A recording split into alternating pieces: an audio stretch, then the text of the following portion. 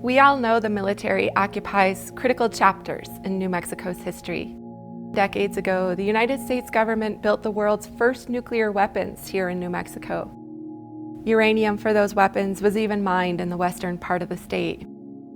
And on July 16, 1945, just 1 week after the military established White Sands Missile Range, the United States government dropped the Gadget and unleashed a new weapon on the world. New Mexicans knew nothing about that test or the weapons. Not the New Mexicans hundreds of miles away who could see that white flash from the Trinity site early that July morning. Not even the people living near this brand new range. New Mexicans knew nothing about that test until after the US dropped those weapons on Japan 3 weeks later.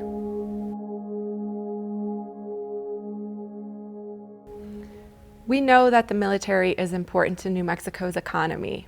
There are Air Force bases like Cannon, Holloman, and Kirtland, national laboratories like Los Alamos and Sandia, White Sands Missile Range. We've also got armories, aviation centers, and a demolition range. But there's more to the military's legacy than jobs and history. Decades-old radioactive and hazardous waste is still being discovered from weapons work at Los Alamos in the 1940s. White Sands Missile Range has critical contamination dating to the 1960s. In Albuquerque, cleanup is ongoing for a jet fuel spill that occurred over the course of decades at Kirtland Air Force Base.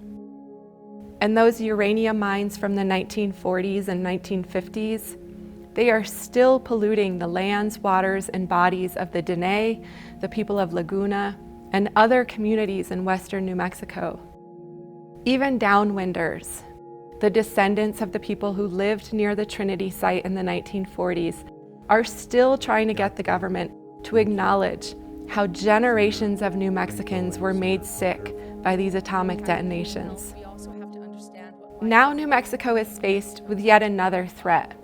Per and polyfluoroalkyl substances, or PFAS, are toxic chemicals that cause all sorts of health disorders, including cancer.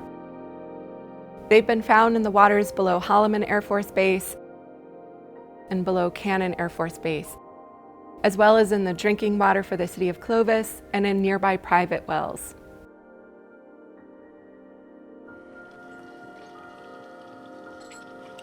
There aren't proven ways to safely dispose of these chemicals, and the military has resisted the state of New Mexico's efforts to get a cleanup plan in place, or even map exactly where the contamination is.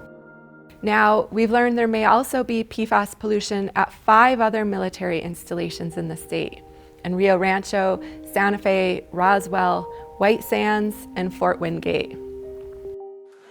There's still so much to learn, including about where exactly these chemicals are and who has been exposed. If there are lessons to learn from the military's legacy in New Mexico, it's that there are no easy answers, and certainly no quick fixes. That's why at New Mexico PBS, we want to know as much as we can about the PFAS that's been found below New Mexico communities. Visit our website, Groundwater War, to learn more about PFAS and its impact on New Mexicans.